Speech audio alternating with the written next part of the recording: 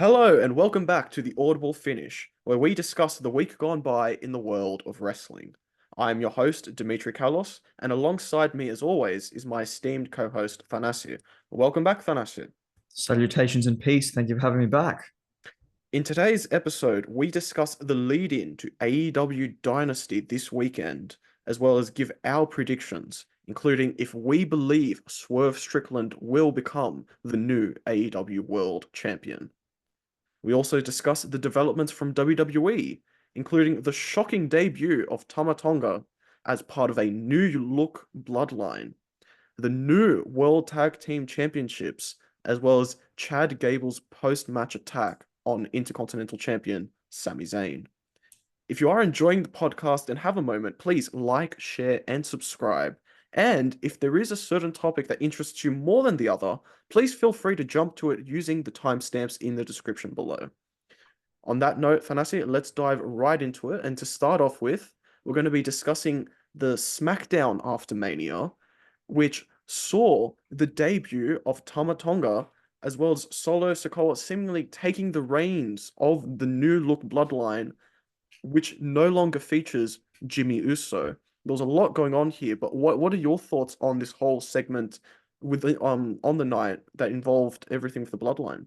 Well, the big talking point coming out of it is losing has its consequences. It means wins and losses matter. And God, I wish that was just a rule as opposed to an artistic device in the WWE. Hopefully, though, this is going to mean that Solo is going to go on a very strong unbeaten run. Likewise with Tama Tonga. Now, whether they're going to be tagging or in singles competition, it's not really that important. But I can see in the not too distant future, maybe like a SummerSlam, where this might all combust with the new bloodline, accompanied perhaps by Hall of Famer Paul Heyman, taking on a reunited Usos tag team. Yeah, for me, that was the big question that I had out of this as well, which is that if losing supposedly has its consequences, then this means that moving forward, these guys can't be losing because then they're going against their own mantra. So yeah, I actually do very much agree with that sentiment, and I quite enjoyed the Paul Heyman antics for this as well. So seeing Solo take the phone out of Paul Heyman's hand when he tried to call Roman Reigns, seeing the shock on his face when they're backstage and Kayla Braxton's trying to get a comment from Paul Heyman and he gets interrupted by Tama Tonga saying, by order of the tribal chief. And then Solo just walks in and they walk out of the frame. And at that moment, Paul Heyman says the exact thing that all the fans at home are thinking, which is, what the hell just happened? What does that mean? What does all this mean? Yes, I enjoyed it. I want to see where it goes, but I also want to see these guys treated fairly because Solo Sikoa is using this now line of, losing has its consequences. He's lost quite a bit since Crown Jewel when he beat John Cena. So it's not like he has a lot to claim in terms of that respect. Honestly, the only Bloodline member right now that has not lost is The Rock. That's true. I mean, that's 1 out of 1. I mean, it's not a very impressive conversion rate. And who knows if The Rock is even still in the bloodline? That's a very fair point, Thanassia. And I think that's what we might see, is that we might see The Rock and Roman have to team up again to teach the new boys who really is in charge. Oh, I would hate that. That would suck. I don't want to see that. Well, I think that's what they're doing. They're going to do Bloodline Civil War, but on a bigger scale. Potentially, but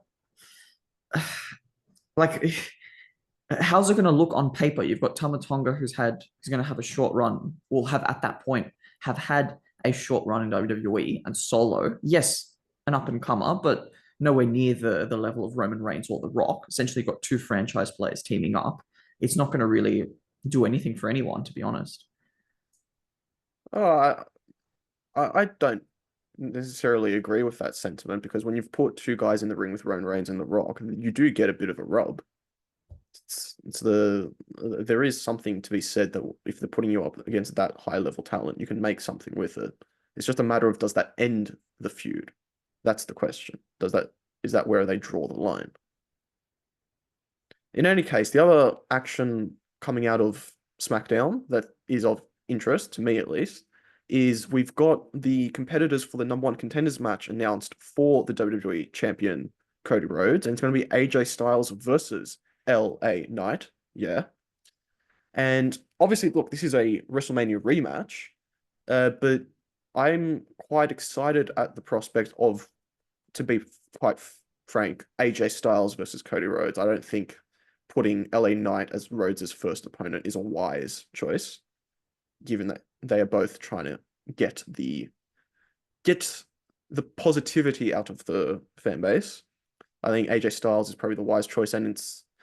Have you noticed with AJ that he seems to be this almost gatekeeper type wrestler whenever with all these new champions and all these new challenges? Like whenever there's a championship change, they seem to like to give Styles as the first opponent just to sort of add that immediate legitimacy to the reign. Have you noticed that?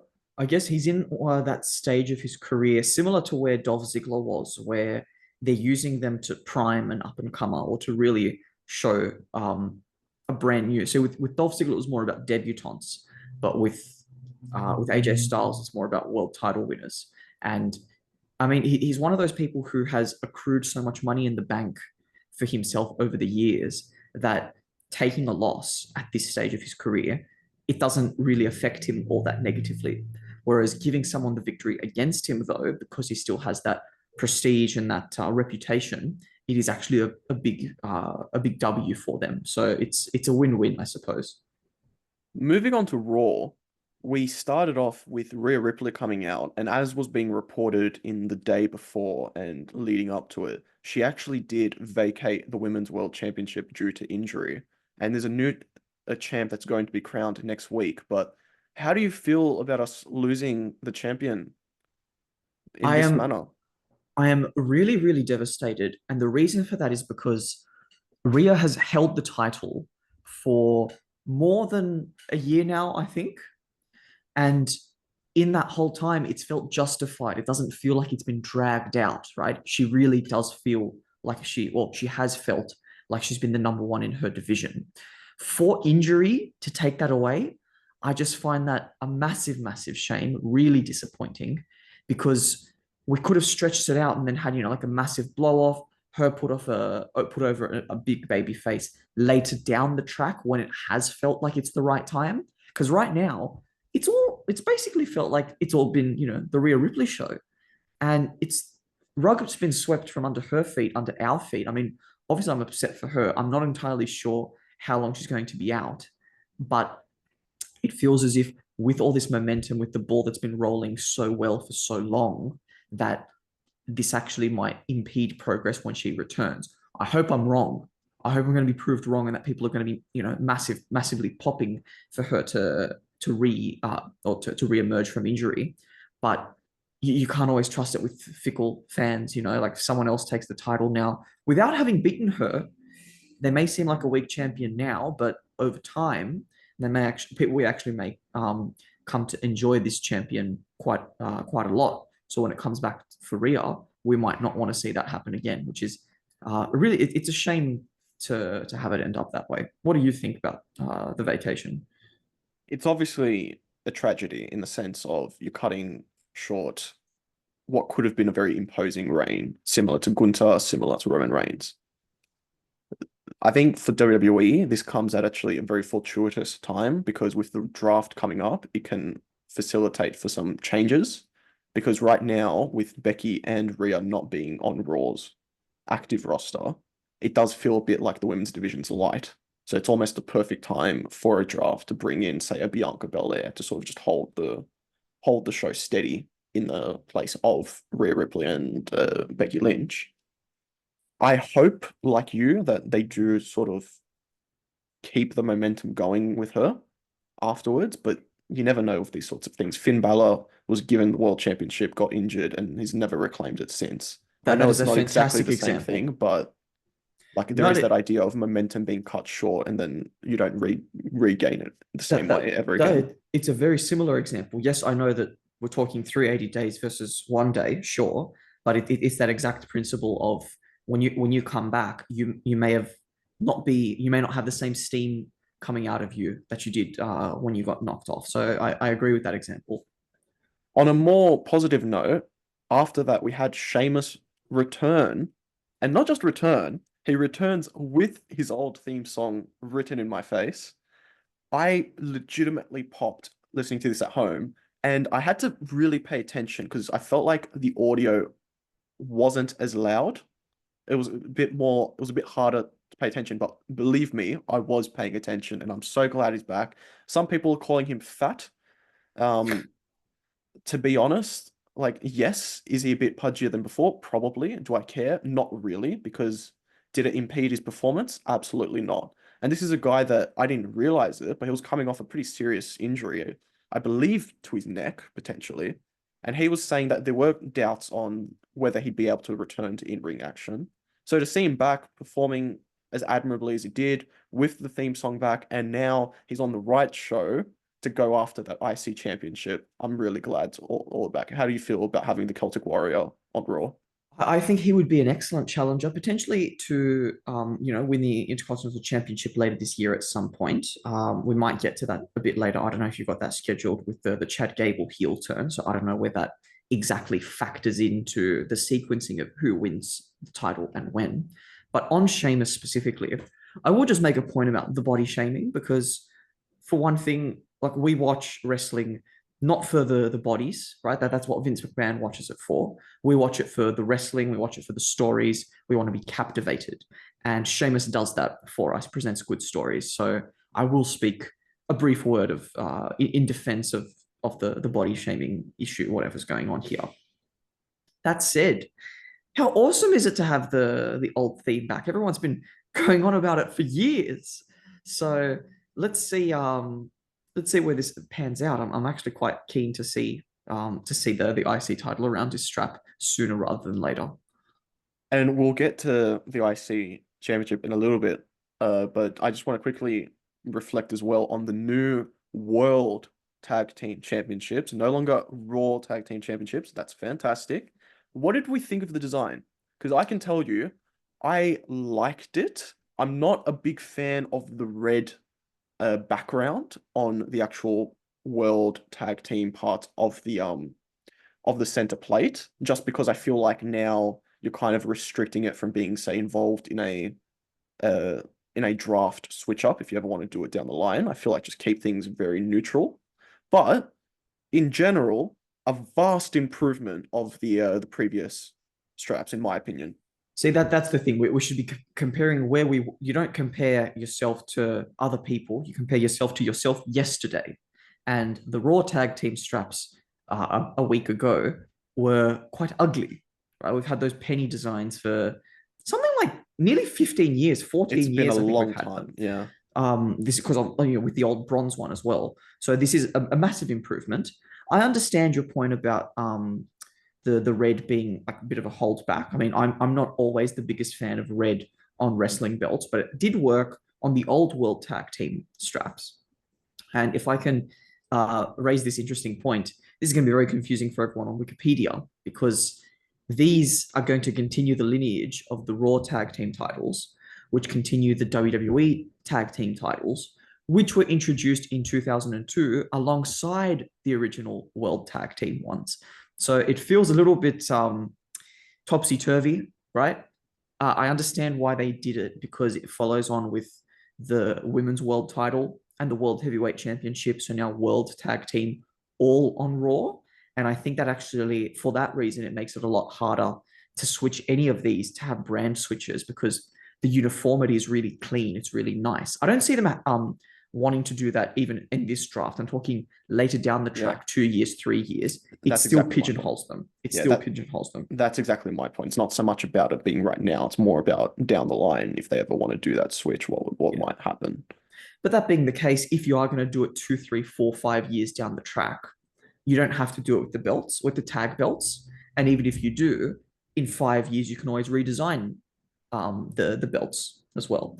But I've got fingers crossed that on SmackDown, we're going to have the introduction of the WWE Tag Team titles now to replace the SmackDown lineage. Well, it's got to happen, doesn't it? I feel like you've done it with one set. They've got to do it now for the second, if whether it happens this week coming or in the somewhat immediate future. I think it's bound to happen. You notice the design of these new world tag belts, though, very similar to both the women's world and the men's world titles as well, right? So there is that clear demarcation of this is the Raw presentation for the championships. So maybe a new IC strap at some point, potentially. Let's see. Potentially, but whatever they do, I just beg that they keep that and the US Championship designs quite unique. Don't Yes, don't give us a variation of the existing titles, just keep them completely separate. Let them stand out on their own. indeed. And obviously, just quickly mention as well, DIY are the new number one contenders for those World Tag Team Championships. So at some point very soon, in fact, it might even be next week, they're going to be crossing paths with Awesome Truth. So I'm very excited to see what happens there. And look, there was a Cody promo that I'm just going to briefly mention that he directed a line to The Rock, which was, if I'm going to bleed, you're going to bleed with me. It popped the crowd. We're not going to see a payoff for it in at least a decent while. So let's move on from that to something that is more relevant. And that is Sami Zayn beating Chad Gable, but Gable turning heel after the fact. And I really like this because I think Gable as a heel has a good he's in a good place now to get that first championship victory. And albeit I know that people wanted to cheer it, I'm sure there'll still be fans that do cheer it when it happens, but I think letting him get that win over Sami Zayn eventually would be great for both Zayn giving it to the next person and for Gable being sort of solidified as a big presence on Raw. What did you think of As a the match and all singles. the antics Look, afterwards? the real talking point is that it's essentially a suplex out of nowhere, right? Because I think did they shake hands after the match? Like They did. it was Yeah. quite He was very civil. emotional though. So It you could was. see that he was on the brink of a collapse, and you You could see could that snap happen. it like with Ralph Wiggum, right? Like with Ralph Wiggum, we were I able to pinpoint the moment that his heart shattered. Here, we were able to see where the nerves just absolutely snapped for Chad Gable, and he went and interrupted Sammy going and embracing his wife, who's been ringside for a lot of his emotional matches against Roman, against Gunther. So to do it in front of her, it creates like a line of symmetry, right? Because it was Chad Gable's family that was crying, that was upset when he came up just that tiny bit short against Gunther. So for him to put Sami Zayn in that same kind of pain, it creates a line of symmetry there. So really, really keen to see how they played that out on television. Maybe put that into the story. Well, now shifting focus to AEW, we had the Dynamite before Dynasty, and this was a somewhat action-packed episode. It started off with Jon Moxley, the new IWGP World Heavyweight Champion, coming out and challenging Will Hobbs to a match next week on Dynamite. And this was followed by Mercedes Moné backstage saying that she did not appreciate getting jumped last week in her interview and says there is a price to pay when you mess with Mercedes Moné. Julia Hart and Brody King beat Adam Copeland and Willow Nightingale in the first match of the night. Monet actually ran out afterwards to fend off Julia Hart, who was still attacking Willow Nightingale. Samoa Joe spoke with Renee Paquette and said that at first he thought of Swerve as a worthy adversary, even a future champ, but now he sees him as more of a nuisance and someone who's just a punching bag for him, and then calls him a choke artist, and that at Dynasty he doesn't have to worry about choking because he will be the one doing the choking instead. The Young Bucks and Okada beat Daniel Garcia, Penta, and Park. And this was followed by a Chris Jericho segment with Hook in the ring and Taz.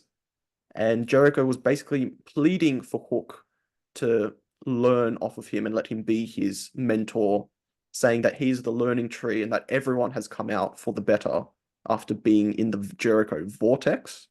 Hook says, no, I don't need your help. And when Taz is trying to tell Jericho to calm down a bit, Jericho starts snapping and he actually pushes Taz, and this leads to Hook sort of getting a bit of a clutch on Jericho and challenging him to a match at Dynasty. So we've got those two going up against it for the FTW Championship. Swerve Strickland then had a chance to speak with Renee Paquette, said he has no quit in him. He always gets back up. Joe, and then he calls out Joe and says, "You can call me what you want because on Sunday you'll be calling me AEW World Champion." And he says that he has some other words to give to him in the ring later that night, which I'll get into shortly. Deonna Purrazzo beat Mariah May with a roll-up, and there was a post-match attack, but this was thwarted by Thunder Rosa, who was going to be Toni Storm's opponent at Dynasty. Bullet Club Gold and the Acclaimed agreed to put all their gold on the line at Dynasty, but this is going to be on the pre-show, so now who cares? Orange Cassidy beat Shane Taylor, but then is beaten up post-match, and interestingly, Trent Beretta actually attacked people who were trying to run it in from the back to help out Orange Cassidy. And then Will Ospreay beat Claudio Castagnoli in the main event match, but the show closed with Swerve Strickland and Samoa Joe. They engaged in a bit of a brawl. Swerve stomped out all the security members to get face-to-face with Samoa Joe.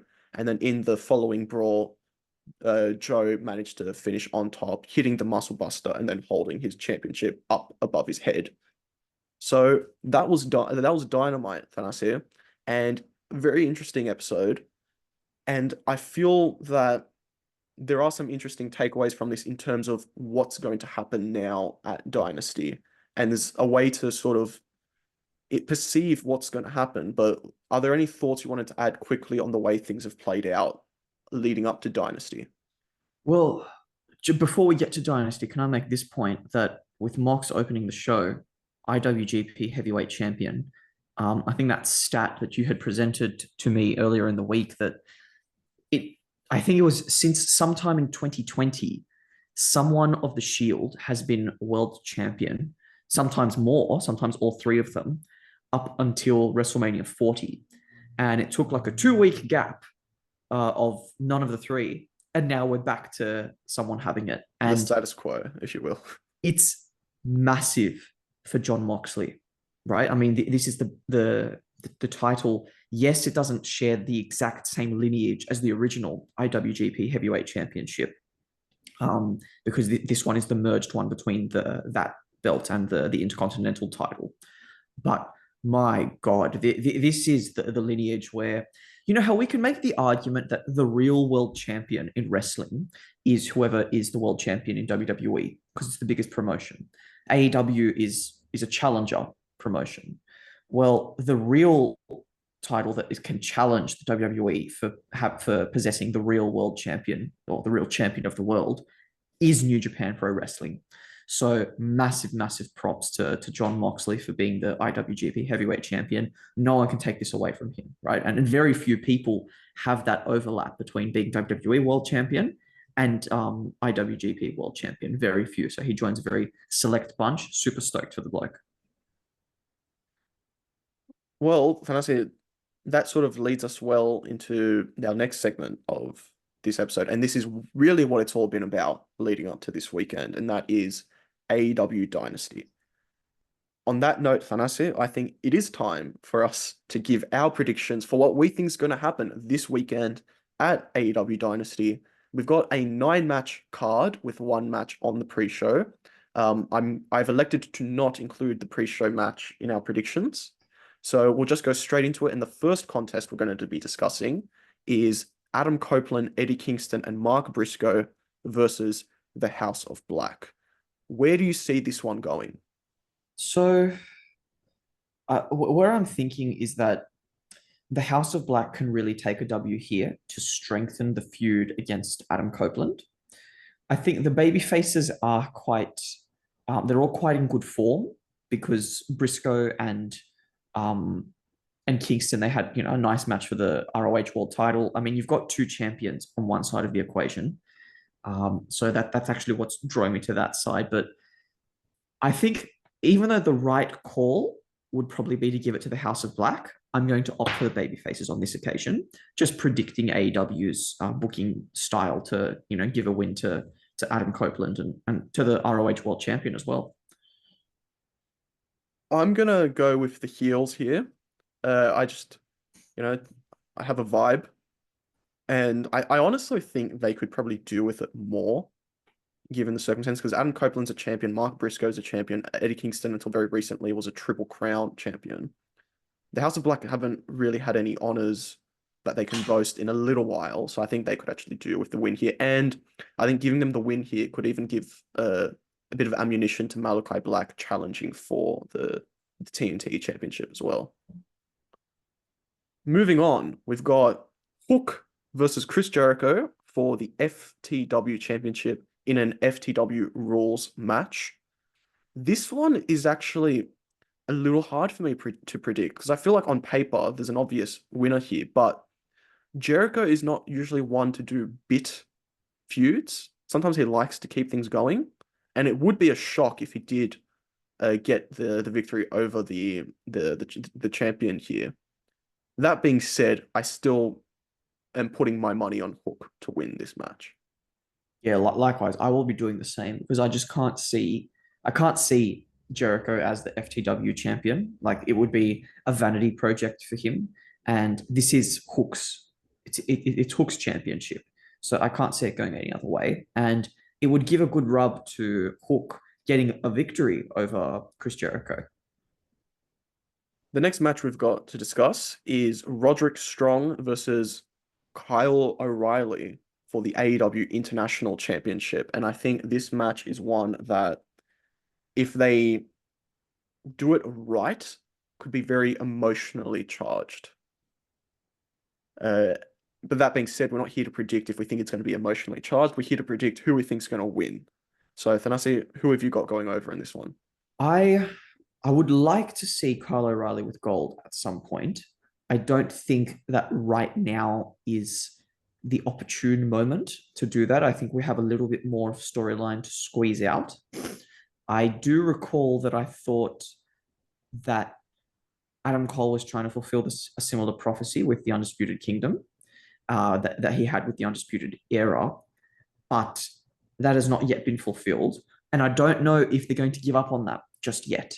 And that's for that reason that I'm going to say sticking with Roddy Strong for now until we let events unfold and see exactly where we're heading with Undisputed Kingdom. I'm with you. I think Strong probably successfully retains here, maybe even with some interference just to shore it up a bit. But yeah, I think Strong definitely wins this one. The next match we've got to discuss is Julia Hart versus Willow Nightingale in a house rules match for the AEW TBS Championship. There's a lot going on with this title right now because Willow Nightingale is definitely the challenger here, and whoever wins this match is supposedly going to be set to face Mercedes Moné at Double or Nothing. So there's a little bit to try and foresee in this case. With that being said, where does this one go for you? I remember when Julia Hart was on an unbeaten streak and had a really good string of victories put together. And then she took on the championship. And she's actually been quite a good ambassador for their women's division, pulling out some nice little matches, a really good television champion, appearing quite regularly on TV, having good defenses. I think Willow can squeeze a lot out of her. I think they can actually have a nice little TBS championship match. But my view is that with both Willow having been attacked backstage on Dynamite and with Mercedes Moné having been jumped in the dark, that where we're really heading properly is better, or we're better off heading towards is a Julia Hart versus Mercedes Moné confrontation. So I think Julia Hart retaining and then having some kind of an interesting blow off. Maybe it will more reveals as to who it was that attacked Mercedes Moné in the dark later on down the track. Yeah, I agree with you. And it's also, to me, I know that there are people that keenly follow all wrestling, so they would have known about they know about the Nightingale Mercedes Moné previous interaction in the ring in their match. But for me, I feel like the Hart Mercedes Moné thing is the thing that's most engaging right this very moment. And for that to take place, you feel that Julia Hart probably has to retain here. So that's definitely where my prediction's going as well. The next match we have to discuss is Kazuchika Okada versus Puck for the AEW Continental Championship. For me, this is actually a very simple prediction. Okada very recently acquired this championship. He's a very big name in wrestling and in AEW, and I think you got to make him look strong. So you got to give him the win here. Okada has to look really, really strong, continuing on with his reign. I mean, they can have a good contest, I think, Of course. but the ultimate result does need to be Okada, doesn't it? Like there's just no other really way to go about it, and there's not much more reasoning you can do aside from maybe it's going to be a dirty finish potentially. Yeah, absolutely. All right, well, the next match is potentially the hardest to predict, and that is the Young Bucks versus FTR in the tournament final ladder match for the vacant AEW World Tag Team Championships. Now, this one, if you look at the rivalries thus far, it's 2-1 in favor of FTR. And they're very evenly balanced, so you have to think that Young Bucks will be strong enough to make it 2-2 again. And building on that, we are seemingly teasing the potential return of Jack Perry, perhaps in favor of the Young Bucks, helping them get the win here. But is that swaying you towards them, or do you think there's something on the FTR side that can maybe pull it their way? I will actually add something else in favor of the Young Bucks, and that's that at the moment, their gimmick, which is not their traditional fun streamers gimmick, right? They've changed it up. I think having the focus on them, being champions is a focus as well, right? But having the focus on them, I think, is quite captivating at the moment because we're trying to figure out where we're going with this EVP storyline. And yes, it would be a shame for FTR because they're also on a bit of a, I'd say that they're stagnating a little bit for me. Trying to figure out, they're spending a lot of time on Collision, which has lower ratings. I would rather see them a bit more on Dynamite on the primary show, but without digressing too much, I just think that there's more meat to the story of the Young Bucks than there is meat to the story of FTR. So I'm going to go with the Young Bucks, actually. Against my better judgment, I'm going with FTR, and I'm not gonna lie, it's a bit of a prediction in support of the team that I like better. But if the way things have panned out, I'd be lying if I said FTR is the way to go right now because it feels like there is more meat to the story of what's going on for the Young Bucks. But I just in my heart, I just need to back my boys, the FTR. So moving on to the next match, we have Timeless Toni Storm versus Thunder Rosa for the AEW Women's World Championship. This is one of the more high-profile matches I think the women's division can actually pull off, really. And I think, is this Thunder Rosa's first actual title match for the Women's World Championship since she's returned? I think it probably is. And what this specific setup is reminding me of a little bit is, and this is under the assumption that AJ Styles will defeat LA Knight on SmackDown, and that's that putting putting AJ Styles as the challenger to Cody gives him the bump. Mm. And I think Thunder Rosa laying down for Toni Storm gives Toni Storm the bump.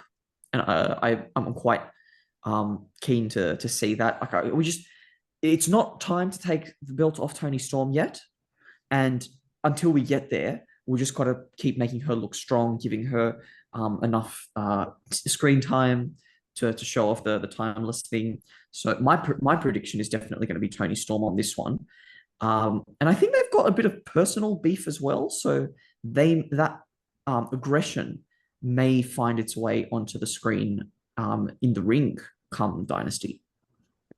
Yeah, I agree. I think the only reason you'd want to give it to Rosa right now is if someone like Britt Baker was ready to come back to the ring and you can just go all in on that rivalry again. But I think Storm's probably the right choice here, and she's also the person I'm predicting for this match. We then get to the penultimate match of this card, and arguably the most anticipated match, and that is Will Ospreay versus Bryan Danielson. This, I think, we know is going to be a phenomenal match between the two competitors. Who actually wins this match?